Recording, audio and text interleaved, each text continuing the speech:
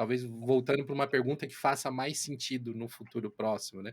Tipo, o Heroic rodando no Chrome OS, por exemplo, no Chromium.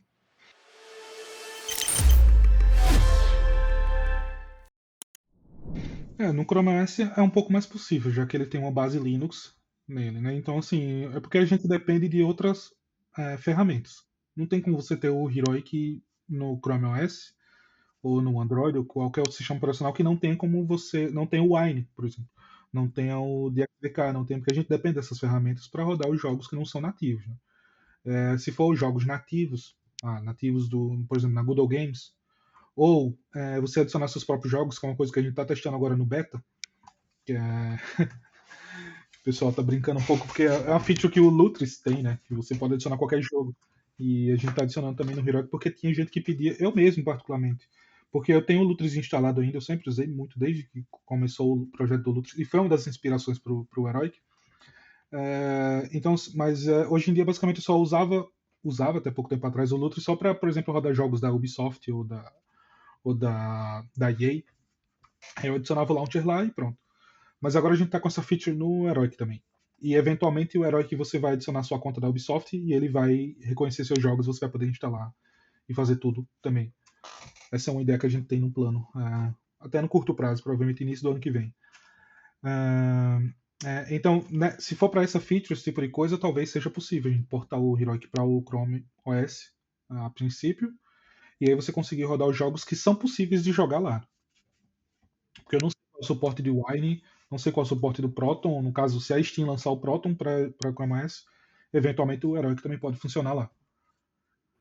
E uma dificuldade que eu imagino que seja grande também é ter acesso ao hardware para testar, né? Ou Isso. alguém da equipe ter acesso ao hardware. Porque não é assim, vou desenvolver para Chrome OS aqui, tá? Isso. E os SDKs e o hardware para poder homologar a parada, não é assim, né? É. Nem tudo emulado ou virtualizado, você vai ter ali uma visão real se aquele negócio está estável ou não, né?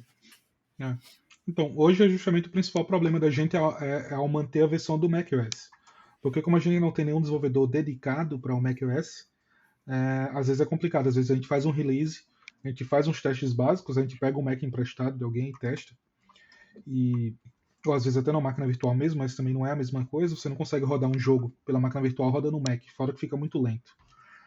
E, mas a gente tenta, né, conversar com algumas pessoas, chega lá no Discord, pergunta pro pessoal, pede pro pessoal testar.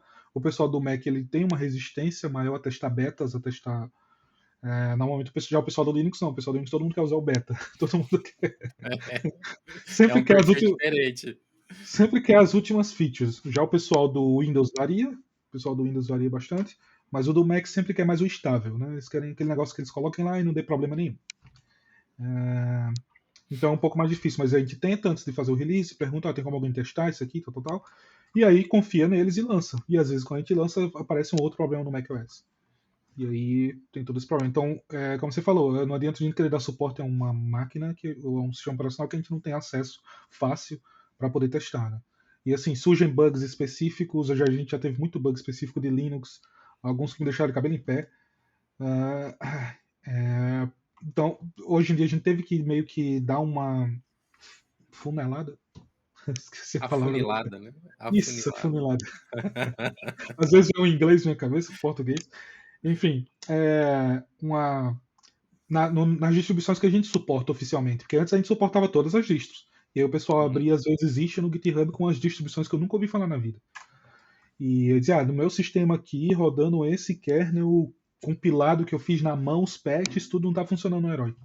Falei, cara, não tem condição de fazer isso, cara. E aí, quando realmente a gente começou, porque quando você é mais novo na comunidade Linux, tudo mais, você xinga todo mundo de empresa porque eles Sim. não suportam Linux. Eu não gosto dessa empresa porque eles não suportam Linux, eles não têm um software para isso. Mas assim, quando você começa a desenvolver para Linux, você vê que não é realmente tão simples, entendeu?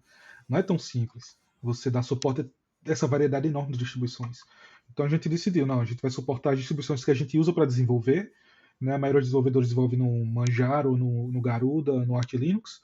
E tem desenvolvedor também que usa o Pop! OS ou Ubuntu, então a gente decidiu focar nessas distribuições, são as que a gente testa, e o Fedora.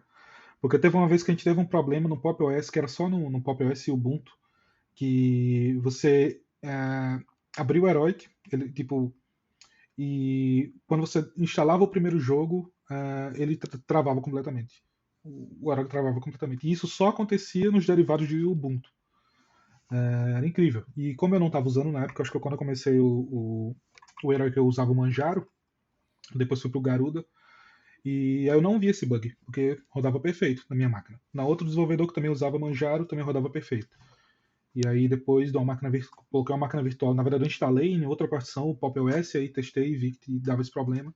E a gente identificou qual era o problema, era uma versão do Electron que estava bugada. A gente sempre tenta Hum. manter a stack, as bibliotecas que a gente usa sempre nas últimas versões, né?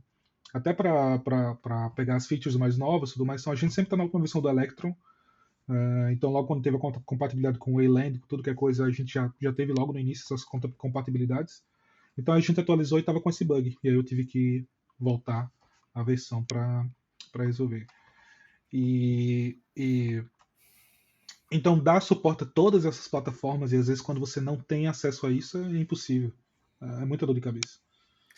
Cara, esse é um assunto que a gente sempre chama atenção aqui no GeoLinux, né? No Geocast mesmo, eu já falei sobre isso, sei lá quantas vezes, dezenas de vezes, porque, cara, o usuário de Linux, ele é um ser à parte do resto da humanidade, assim, e muitas vezes nós, não percebemos o quanto que o nosso uso do computador é diferenciado. Recentemente teve um cara que postou uma pessoa, né, que postou uma pergunta lá no nosso fórum, no GeoLinux Plus, falando assim: eu estou tentando instalar o driver aqui da minha placa de Wi-Fi e eu estou compilando e não está funcionando. Aí eu, peraí, cara, 2022, por que você está compilando o driver da sua placa de Wi-Fi? Qual é o modelo da placa de Wi-Fi? É modelo tal. Cara, tem no repositório da sua distro, não precisa compilar. Aí, recentemente, também, um outro membro lá do fórum, tô aqui tentando instalar o meu leitor de digital do meu notebook e o driver não está compilando. Tá, qual que é o seu leitor digital, meu amigo? É tal. Cara, tem no repositório. O driver que você está tentando compilar faz parte do Free Desktop. Então, se ele faz parte do Free Desktop, ele está no kernel. Simples assim. Não precisa compilar nada. Que não É. sei o que tal. Não, cara. Instala o do repositório. E, em parte, eu vejo que esse hábito que as pessoas têm de querer fazer as coisas do jeito mais difícil no Linux, em parte é por conta do legado de documentação que tem na internet, que é muito focado no terminal. Aqui no É. GeoLinux, a gente sempre fez questão de ensinar pela interface gráfica sempre que possível e falar, se você não puder fazer pela interface gráfica, você tem esse outro jeito aqui de fazer, que é pelo terminal. Mas, cara, se você pode fazer com 2 cliques, para que você vai dar 356 comandos para fazer um negócio?